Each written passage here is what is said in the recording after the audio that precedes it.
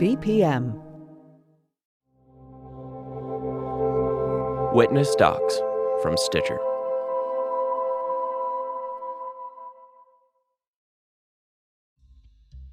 Hi everyone, it's Kidada.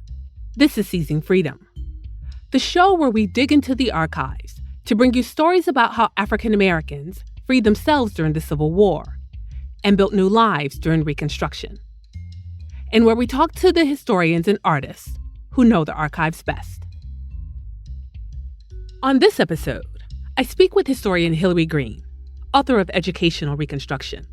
We talk about her family and the knowledge they passed down to her, as well as the creative ways African Americans seized their education, how they led the charge for public school systems in the South, and why remembering the past matters today.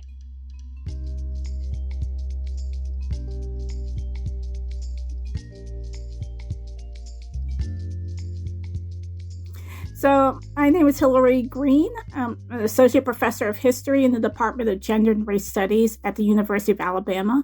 And I'm the author of Educational Reconstruction that explored African-American public schools in the urban South after the Civil War. So what got you interested in studying the Civil War? This is easy. Family porches. So my mother's family is from outside of Gettysburg, Pennsylvania, and they were historically free people of color. My father's family is from the Gullah Sea Islands, and they were enslaved during the Civil War. And I grew up in Boston, Massachusetts, and then the South Shore of Boston. So family vacations, family stories on those porches, and being able to connect the free people of color on my mother's side of the family, the slave side of my dad's side of the family, and someone from Massachusetts who was indoctrinated with the Massachusetts 54th and 55th Regiments. So Civil War became a way to connect my entire family history and get a sense of myself. Do you remember a specific story that kind of stood out to you at the time? Yes, this is coming from my grandparents' house. That was a gathering space for us. And every year we go to Gettysburg. And every year we come back, I would hear from my grandmother or grandfather, someone, well, there was the stolen ones, and people were stolen. Lee's men came in, they stole African Americans, they were enslaved, but we were never enslaved. We were never taken, we hid. But Lee and the Confederate Army stole people. But my aunts and the older Black women in the community always told the story of the Black community that was never in the textbook. So we would be working at the church or on the porch, and they would just start sharing information. So in the end, we had these informal historians among women. And then on my dad's side of the family, again, it's the porches. That's how I learned about the civil rights movement past, some of the slave past, and what it was like for them growing up in Jim Crow. So again, it's these informal spaces, usually in a backyard, a porch, a church. Anytime that we were there around family, the story started to be told. However, as a kid, we were expected to listen and we were to hear. We weren't allowed to share. We weren't allowed to ask questions because children were to be seen and not heard. And I heard that from both my mother's side of the family, my dad's side of the family too. So what do you think they were trying to instill in you all in terms of telling the stories they told you all? I think this is one of the things that you're trying to say is that the history books we were getting were wrong. They had a lot of silences. They were based on a lot of stereotypes, and that wasn't their history. And trying to connect the local and family history to identity formation and parenting. And so these histories were parenting strategies as a community, but also individually to tell us that we had a history. We came from something. It wasn't always great, but they survived. And that's one of the things I got from both of them, both sides of family, surviving, how to survive, how to learn from the past, those who survived previously. And in many ways, that kind of spilled into my first book and continue projects. It's these informal stories that would tell, like, you exist, your history matters. What you have in your classroom is not always what you learn and is accurate or truthful or inclusive. And it's that combination of formal and informal spaces that I think is the most and crucial part about this. What I find really fascinating is how much of their story continued to be passed down? Did your father's side of the family pass down the history the same way your mother's side of the family passed it down? Did they hold on to the same kind of knowledge? No, they didn't. And one of the things that came clear, my mother's side of the family were free people of color. So they really talked about before the Civil War, how they were always farmers, they were rural, they were from that place, and how the Civil War affected them. My father's side of the family, because they came from slavery.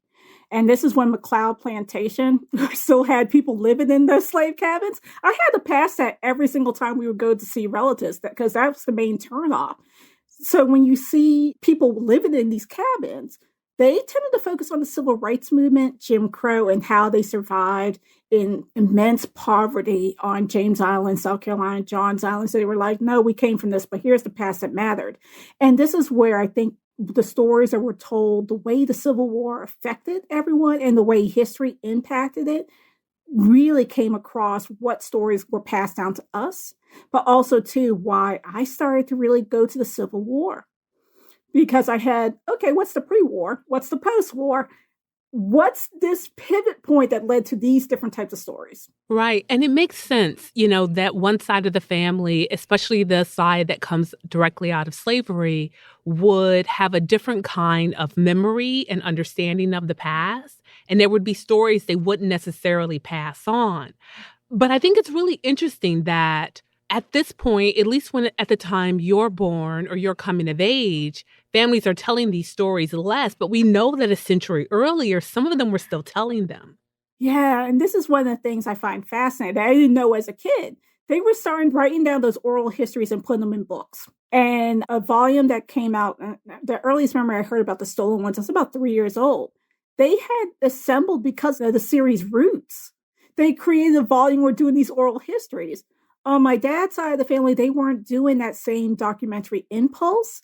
And so the stories became less salient, especially when you add in Jim Crow, the Great Migration that affected some of the family members, the continued poverty, but also race. And just that's what I really got from them, that the Civil War was there, but it was the continued aftermath, the continued violences.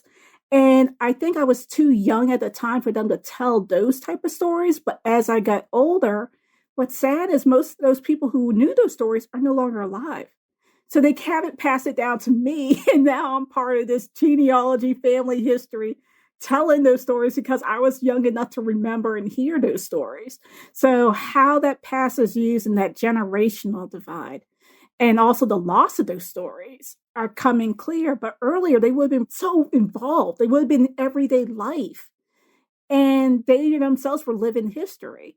So they would have made sure that their children and the children of their communities knew their experience and understand what life was like without slavery and how to mobilize that moment because they knew what slavery was. They knew what the Civil War did. And I also think that they knew and made a point to make sure their children and grandchildren knew for that period of time, which is a testament to their understanding of the importance of that sort of first education or the first school being the one of your family, the one of your immediate community, not necessarily the institution you go to for formal learning. Yeah, and then it gets cemented and you will go to school. You will do your best. We don't care if you're an A student or B student, but as long as you give 110%, and that came from both sides of the family, they would not allow us to slack off on education. Like, no, you're going to get every single bit of education you can do. Plus, you have us on the side, but we're going to make sure you're there. So that surveillance and that police and to make sure that we were good students, that we took education seriously, and those social economic benefits that came from education too. And I see that generational divide, like, here's some formal stories, here's that thing, but you will go to school. You will do this work.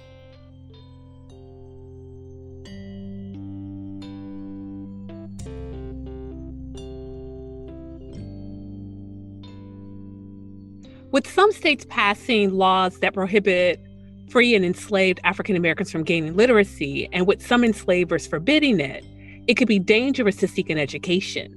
And yet we know African Americans knew the value of literacy and tried to get it wherever they could. Why were they willing to embark on such a risky endeavor, and how did they do it? One of the things I find interesting is that African Americans are in the background. And the way they talk about acquiring an education, they talk about the same language they would do to liberate themselves physically from slavery. They stole an education, like they would steal themselves as they liberate out. And they learn quite quickly around them, especially if there are children holding the books of their white peers at that point as their playmates. They learn there's something in those books. There's something there. And it's a liberation of a mind that they can actually write and forge passes for themselves, for families. But quite early, they learn by not knowing how to read and write that that's one of those things that keep them in bondage. And so they would steal their education anytime there. They would hire and give extra food and whatever supplies they had to anyone who knew how to read and write and operate these illegal schools. So like the church, they're operating these illegal classrooms and schools because they knew the value. And Frederick Douglass said it best, knowledge is power. And you hear that consistently by formerly enslaved people. What kinds of educations about the world, about Black life, about the US, do we know that African Americans born during this period might have been receiving at home from their parents and grandparents? One of the things you get a lot of is family genealogy and family history.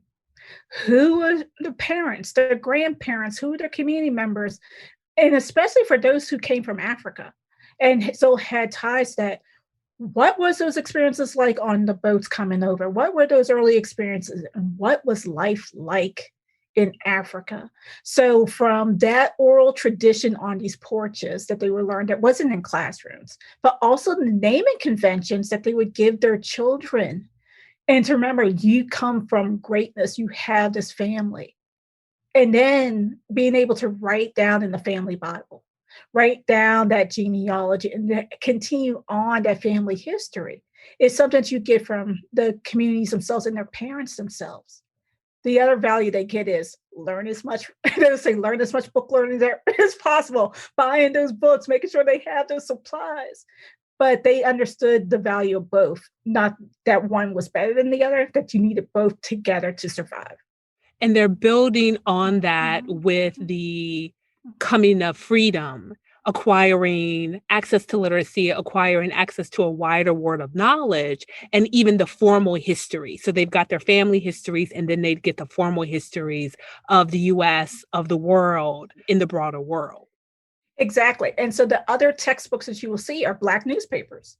Being able to read and understand the news of Black newspapers, which I find the world is in there too, because the first page or either one of the last pages is world history. So they know what's going on in Europe. They know what's going on in America. And they also know what's going on in their community. So they really see these as other textbooks in themselves, plus the formal blue-black speller that they'll always talk about in their normal classroom materials. It's all about access to knowledge, their place in the world, and how they can be actors of change and being able to make a difference rather than being things subjected to them. And speaking of that, given the realities of anti-Blackness in the world, and what their parents are trying to instill in them, this knowledge is power in terms of their own survival, their own progress as a people, which contradicts a lot of the popular understandings of this sort of white narrative that Black people only want to be in physical proximity to white people. And African Americans during this period make clear that that's not necessarily what they want. They want access to the same resources and access to the same rights and privileges, but not necessarily enjoying them in the exact same space. Exactly. And for schooling, they are to protect their children at all costs. They do. Then this is one of the things I love about this period. Children can be children. They can actually go to school and not to work. And parents are shielding themselves from the violences that they will encounter as adults. But they're like, take this time to learn, to be a child, to play. And then when you come of age, you can then come into these things. So you see a separation that wasn't even there under slavery. And that's one of the things I also see coming in, why these parents and community members are fighting. They're fighting for their children to have access to what every other people would have. But they're also building the communities by Black people for Black people. But they're going to have equal resources for everyone else. They will never be subpar.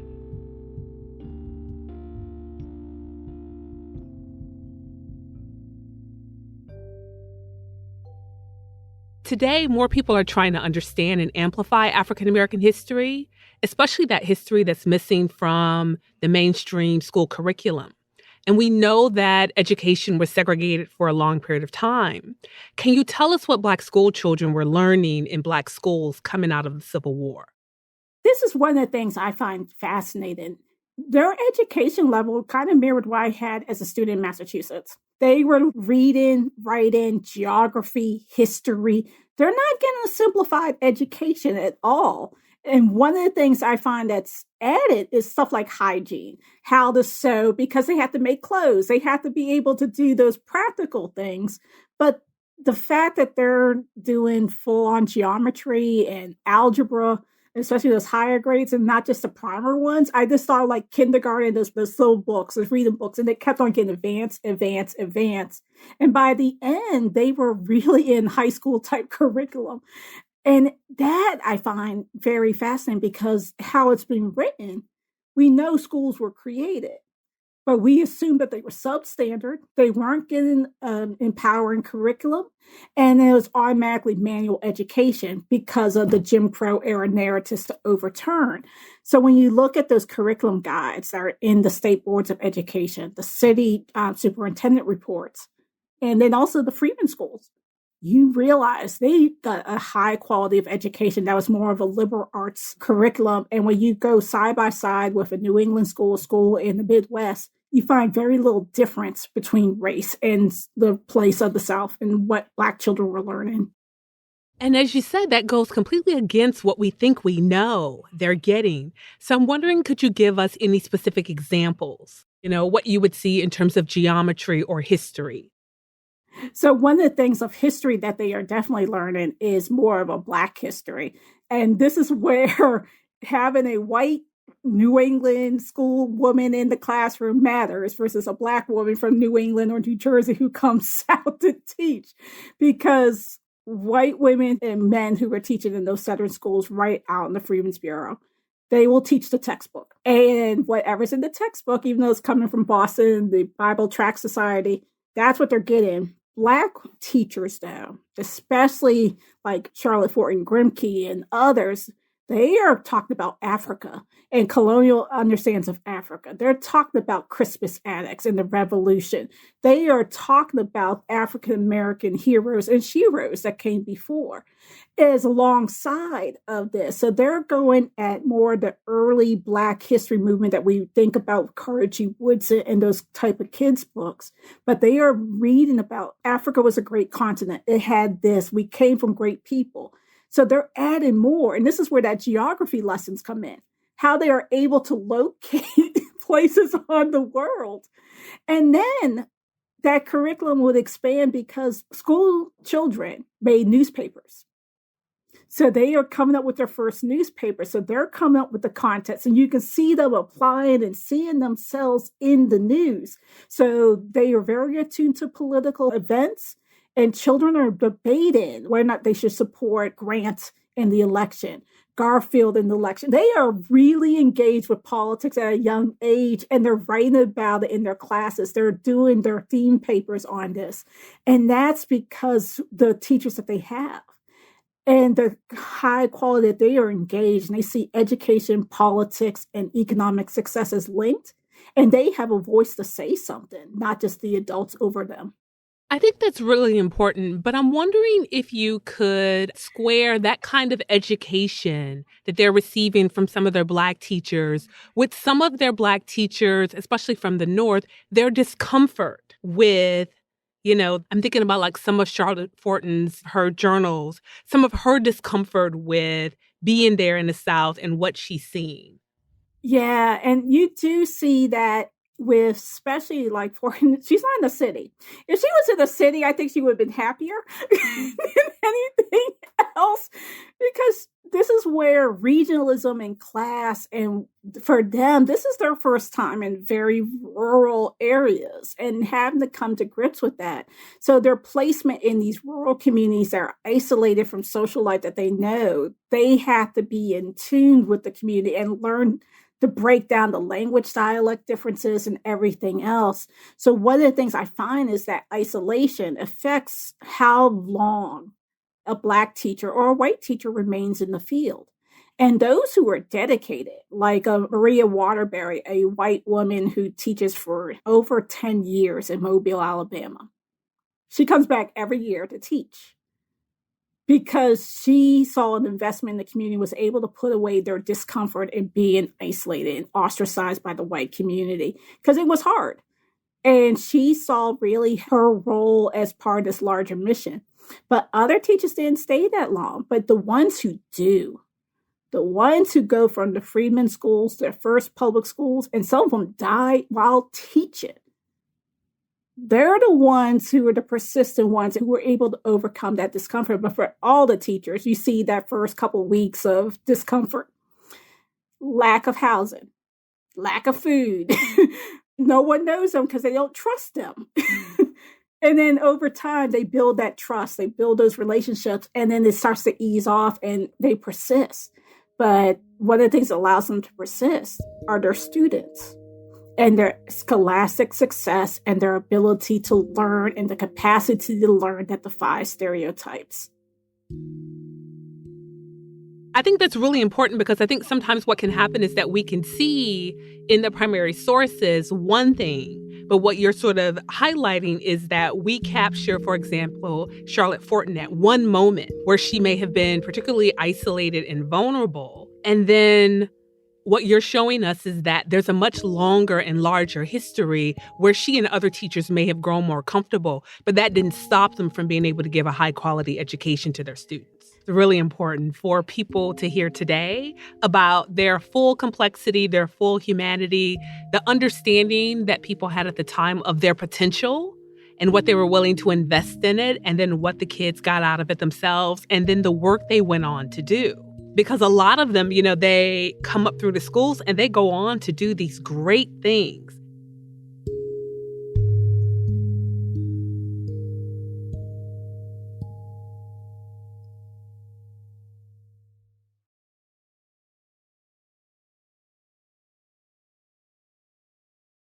While Maddie Jackson was held in bondage, she fought for control over her own labor. And as a free woman, we know she saw education as a means of having control over her mind and her means to freedom. But that contrasted with some white Northern missionaries' vision of education as a means to control newly freed people and to remake the South in the image of the North. So how did African Americans resist some of the efforts to control their quest for education? And this is where I think is very interesting. One of the ways they did it was move. They actually would leave the schools and they would move and find a school and a teacher that was more attuned to them. So they just didn't stay in a school and because that was the only option. And you see in the case of a lot of school districts, especially in large cities that have many Northern associations in them. During winter, one school might charge money for fuel. They would leave for that year because they're like, I'm not paying money. The same thing with the quality of teacher. They're like, you know what? They're not really attuned to us and our needs. There's this other person over here. Let us leave. And it's this constant debate in the reports, the fluctuations. And you can tell which schools they're going to when you look at the teachers and the reports. You're like, oh, they're going to the Black teacher over here in the AME school or in this church that they went to. And then during the spring months when they don't have to pay for coal anymore, they're going over here. So this is where their flexibility and their willingness and the use of their feet to determine what education they wanted. The other way they do this is a lot of them will supplement by becoming tutors. They will hire tutors to also train them in what they wanted, especially on the issues of the day with voting. Night schools led in churches by Black teachers become another source of education. So we don't have individuals just in one school or staying there the whole time. They are moving and thinking about what is best for me. what is best for my child. And they did not put up with teachers who only wanted them to be menial laborers. They would have left that school and that teacher would have been gone because no one would attend their school. So you have that. And that subtleness and those acts are so important. And you find those.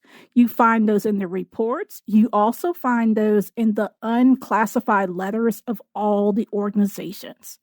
Because they will write to New York and Boston saying, this teacher is not a good teacher. They are racist. They are this, and we're not sending our child there. And that, I think, is important. And Maddie Jackson's really key on that issue. And I think that it speaks to their understanding of what they want and what they need, and they're not suffering too much foolishness around their children, around their future and that of their children. And I think even with that, you see a lot of parallels today with parents who are, particularly African-American parents, who will move their children in and out of schools because they run into some of these problems in terms of the quality of the building, the quality of the instruction, or even some of the things in terms of the teachers. Yeah, and you see that with the Black homeschool movement. I see that as a modern day parallel because in this moment, people are looking at education to job and successful job, not just a menial one. Today, that classroom to prison pipeline, and people saying like, nope, I'm not having my son in this school where they're getting abused and disciplined every day. They either find another school or they take them out altogether and are willing to homeschool. You see that too earlier, and they're using private schools and tutors instead until they find something that's amenable for them and their families, but also their children's education and future. So we kind of talked a little bit about this earlier, about the fact that education isn't just about formal instruction. It's about knowledge. And I think you speak to that when you discuss the fact that they're learning geometry, geography, history, including, Black history, which affirms some of the suspicions that I've had about that generation of people who come of age in the turn of the 20th century, like Du Bois, Ida B. Wells, Mary Church Terrell, and even like the generation after, like Langston Hughes and Zora Neale Hurston. They're learning something about themselves, about who they were and are as a people, where they came from, their potential. And it's informing their work and their activism and their view of the world. And so what I'm hearing from you is that, like, I've suspected that they're receiving that education. And I feel like what I'm hearing from you is that they absolutely are. Yeah, and it's definitely there, especially when you look at Emancipation Day celebrations and Memorial Days. And who's always there? School children. School children are at every single event. They are performing songs. And one of the things I think about, especially someone like Carter G. Woodson, who would write about how he heard from the Civil War veterans around him and people who were enslaved, and people in Pennsylvania on the border with Maryland also talking about that. This informal spaces, these segregated spaces of church, school, but home, were just as important in learning. And it's also reinforcing one another.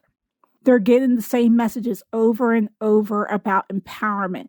And it's that empowerment in a world where race matters and their humanity is not always recognized and is legible, but also their life too is not always recognized as legitimate.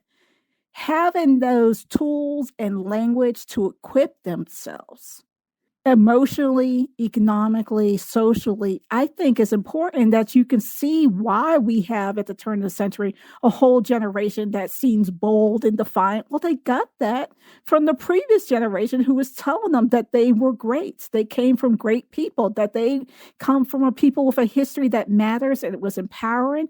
And look what they did less than 50 years after slavery, where they are now. And that transformation and having access to that, I think, shaped generations in ways we don't think about.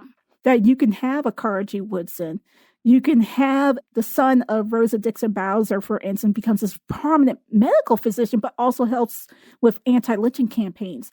These people are coming of age because they're hearing from these communities, and they're reinforcing the schools taught by members of their communities.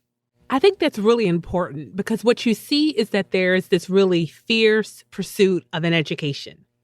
because they understand not just that it matters, but how it matters in terms of something more than just bare survival. Yeah, that's what I think it's too. It was never about just them.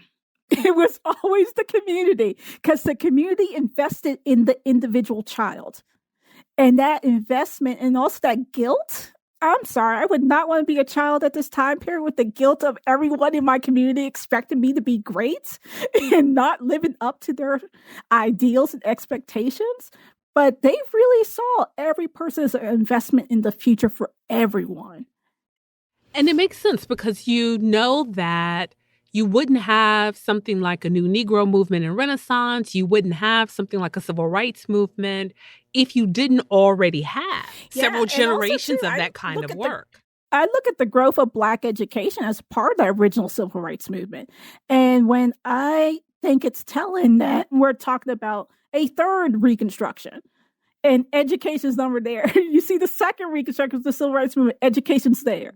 This is the first. This is the true first civil rights movement where we think about in which education and the desire to become educated is a non-negotiable term of freedom.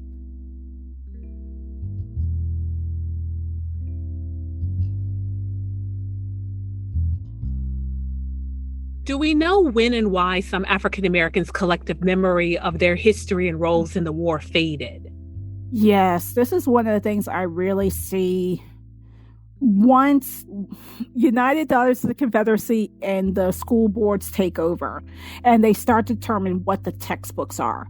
And so if you're in a school district that is very much understanding the role of textbooks and what can be there, so you're talking about the late 1870s, 1880s, those textbooks that are in the superintendent report are like very much white standard, let's erase that empowerment message that would have been in the Freedmen Bureau schools of former abolitionist textbooks. But in the 1890s, with the rewriting of constitutions up until the early 20th century, you see this conscious effort to make sure that the textbooks written by the United Daughters of the Confederacy are the main textbooks. And so it leads to some creativity by Black teachers who have already been empowered with these stories, but the creation of the Association for Negro Life and History, or what we now know as ASALH, encouraged G. Woodson to have the Negro Bulletin, the Journal of Negro History, and then the Advent Negro History Week to bring back in Black history.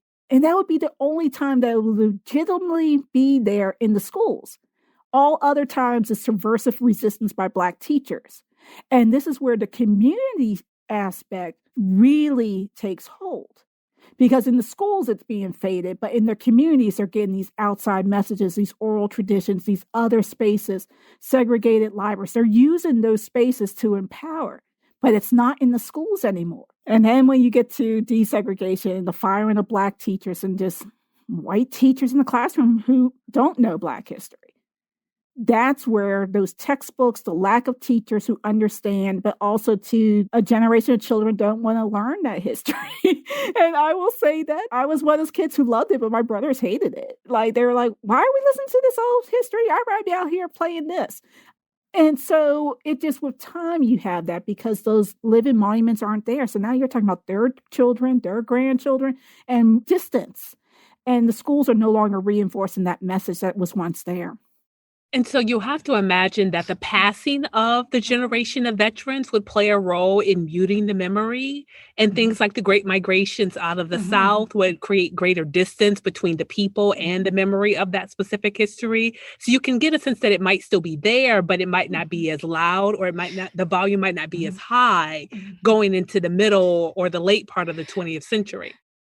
Yeah, especially this is where the Great Migration, we can't discount that. That was a major shift in terms of African American collective memory, but also the institutions built by Black people to sustain that memory. Cemeteries, schools, churches, streets, neighborhoods start to get erased. So instead it goes to radio and other new things. The Black newspapers are still there in columns and in February, and then occasionally Black History Month. But that passing that generation, the demographic shift of the Great Migration decimated what I would think in Richmond, because most of them left. They left. So who's there to remind the children, the next generation, there if you're no longer present in the city? And what gets lost in there and how it goes to other places beyond the South. And then how those audiences and conflicted memories between a Northern memory versus a Southern memory, and that conflicts who gets to tell the story. Is it appropriate? All that starts to come in and fade. So it then goes down to family genealogists, people who are maintaining, will sustain those oral traditions because they see it as a form of erasure on a different level because of new realities. And they are adapting, but they also see in many ways that what was there is being lost. And they're trying to stem the tide, but they ultimately will not be able to fully capture what was there once that generation's gone and once the Great Migration demographic shifts have happened.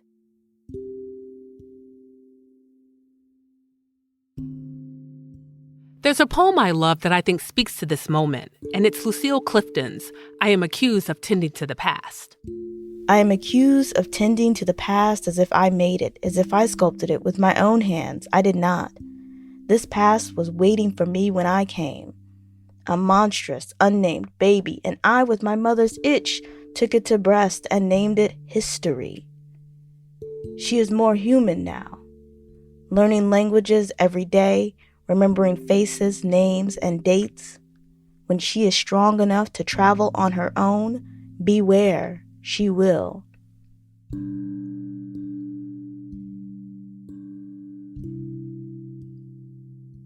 For a long time, African Americans tending to the past covered everything but the Civil War and Reconstruction, which is surprising given what you've told us about how important it was and how important African Americans remembered and understood it was. So what happened? I think they internalize that period. And how do you survive a trauma of African Americans being free, having rights, being able to shape society, and the violences of the overturning of it? And one of the things I see, especially with Tend to the Past, we're human. We don't want to deal with the traumas and have to engage with those traumas. So those who are able to be bold and brave and to remember is more than those who are, it's easy to forget. It's easy to put away. It's easy to keep it unspoken. So I look here to, and some of the people who are doing it are Black women who are teachers. As the preservers of memory, the shapers of memory, they are persistent because they see the harm in those silences. So for me, I love that poem because it says a lot about not just forgetting, but who chooses to remember.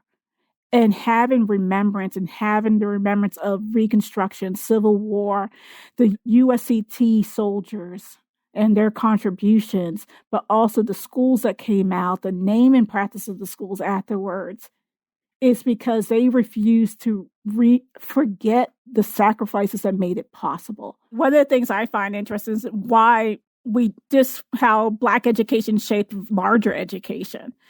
Black vision for education gets enshrined in those first constitutions after the Civil War. We wouldn't have public schools as we know it in these places. And the fact that that is a Black vision of the future, but yet our current narrative say that Black people don't value education shows the power to shift in all of that reason and why this history is not being taught. Because what does it mean if the greatest lie that people have been told over years is grounded in the lost cause and fabrications and outright mistruths when you include this history? By asking where are Reconstruction education, where is this moment, how did people seize the freedom, we realize how much of American history is built on lies and what needs to be told and how it's taught matters. And I agree absolutely, because you would imagine that if people understood this history of how committed African Americans were to education, how much violence they endured or their institutions experienced because of that, then you have a better understanding of the world. And as you said, the lies that have been told. about Black people not valuing education, which is always a lie, because I think even like in a school district like Detroit, it's very clear that parents really care about their children's education. And not only that, too, you brought up a big thing, the violence. Every time a school is burned down, it is rebuilt by the money pulled together by the Black community.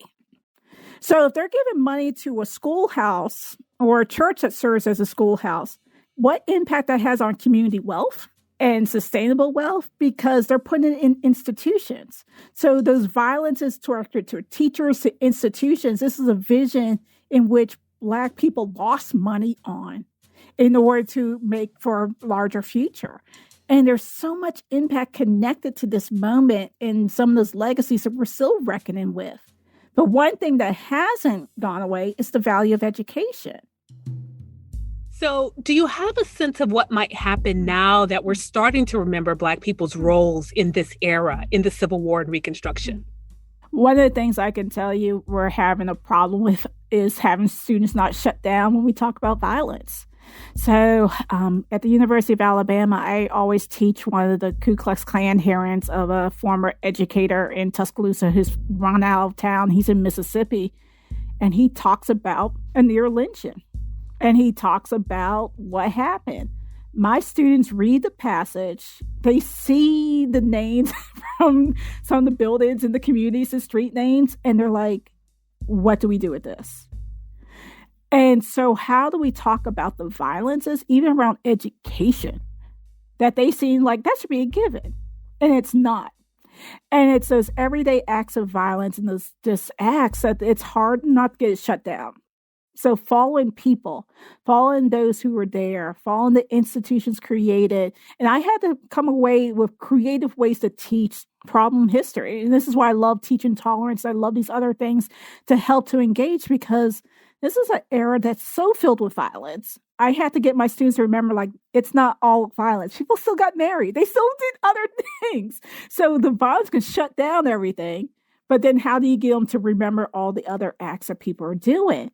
And so photography of schools, photography of children, those early report cards, what they're doing. I have to remind people of life despite the violence. And the fact that they are still in the process of making freedom and sustaining freedom, even with this. And the other thing is, one of the things my students always get struck by, they are still hopeful. They're not pessimistic about the future. They maintain this hope. I'm like, how are they maintaining this hope? If they are be able to maintain this hope and figure out as they're making freedom, making progress, what are they really going back to? It's slavery, what they survived. They're like, it's not that bad. There's a better future going forward. So they're seeing themselves now forward in the hope that they express on the everyday level. That persists a lot more. Why does how African Americans remember the Civil War and Reconstruction matter today? I think why it matters today is we're still dealing with the legacies of its erasure and its absence. Because with, if anything, that the summer has shown with George Floyd, but also January 6th, there are people who really believe the UDC narratives as justification for white power in the present. And African Americans are having to grapple with and quickly educate themselves on this long history that they were not taught to fight against the modern day manifestations of it. I've always had to explain, like, no, people did this. No, there was always education and having to educate because the school systems continue to not tell the true area. So when they're responding and need education to respond politically, they can't. So to remember Reconstruction Civil War means to remember a period and then what happened to its destruction and how to stop that in the present. Memory can be a form of erasure. Mm-hmm. So what do you think we lose as a country when we misremember? When we misremember the people who are the true democratic people living up to the American ideal. Those who did not accept what was happening to them but fought back, that pushed governments to hear them, to recognize their dignity and humanity, but also were resilient enough to survive, to persist, and to rise above their expectations above them. And I think they provide us a model for our nation in a way that the current heroes don't do. And if we know their stories, we can understand our future and our present in many ways, and how it's not the leaders that matter. It's the men and women who just wanted to survive because they felt they mattered. And it's not just adults. This is where children come in. It's all generations. And those are the stories we need. And we need them in a time now, especially we need new models for how do we persist in the present. This is a good time to look at the Reconstruction era, post-war era, and see how those individuals persisted. And our erasure of that history and those memories, and while the tools that they equip themselves to persist will help us persist in the present.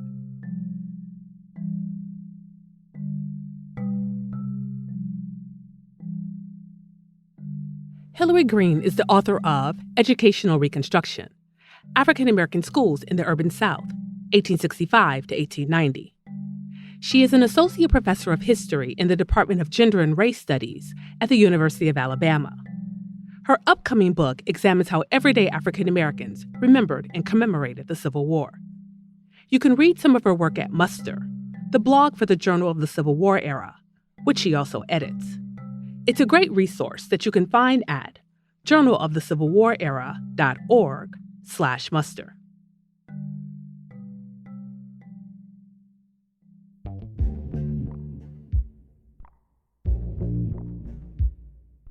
Next time on Seizing Freedom. When they went round singing, "Steal Away to Jesus," that meant there was gonna be a religious meeting that night. Our future is sure. God has marked it out with his own finger. Here, we have lived, suffered, fought, bled, and many have fled. We will not leave the graves of our fathers. But here we will rear our children. Here we will rear our children. We will be exalted.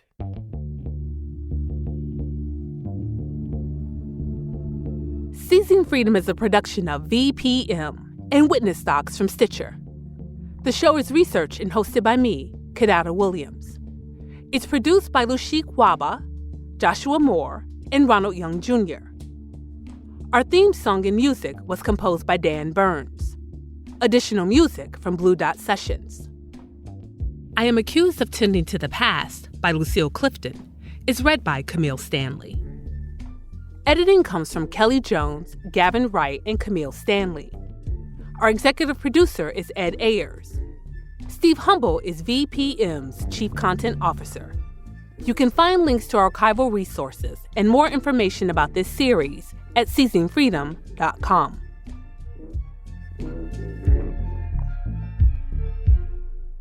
You can listen to ad-free new episodes of Seizing Freedom only on Stitcher Premium. For a free month of Stitcher Premium, go to stitcher.com/premium, select a monthly plan, and enter the code FREEDOM.